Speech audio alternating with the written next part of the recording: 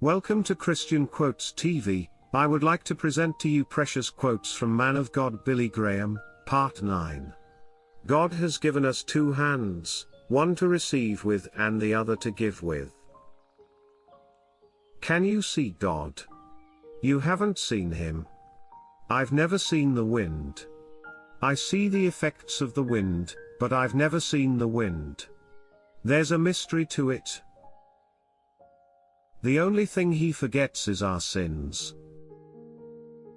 When Christ's love fills our hearts, it puts selfishness on the run. To get nations back on their feet, we must first get down on our knees.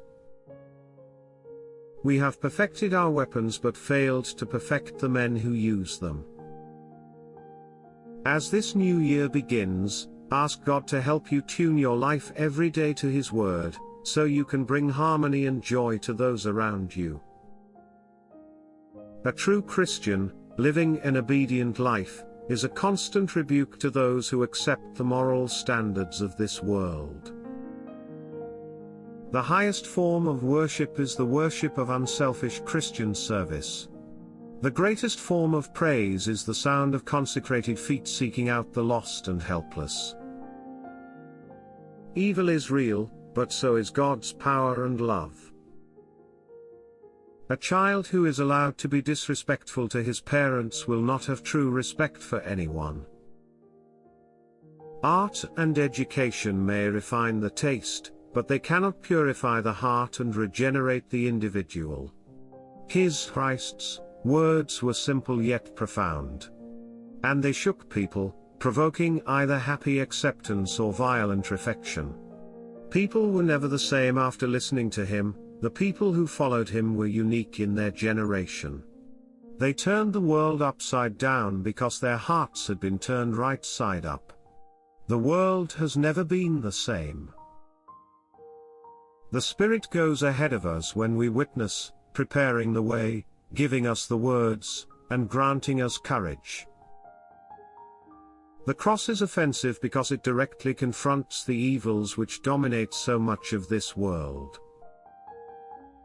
Our society strives to avoid any possibility of offending anyone, except God. God's mercy and grace give me hope, for myself, and for our world. In my travels I have found that those who keep heaven in view remain serene and cheerful in the darkest day. If the glories of heaven were more real to us, if we lived less for material things and more for things eternal and spiritual, we would be less easily disturbed by this present life.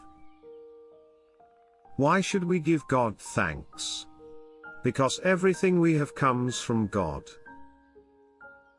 Even when life may be difficult, we should thank God for all He does for us which we do not deserve.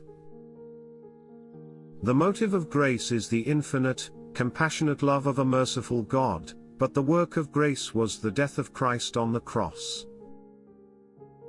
There is no way of salvation except through the cross of Christ.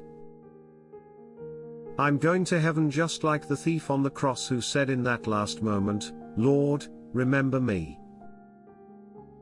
Men change, fashions change, conditions and circumstances change, but God never changes. When you follow Christ, it must be a total burning of all your bridges behind you. You not only choose between two ways of life but you choose between two masters.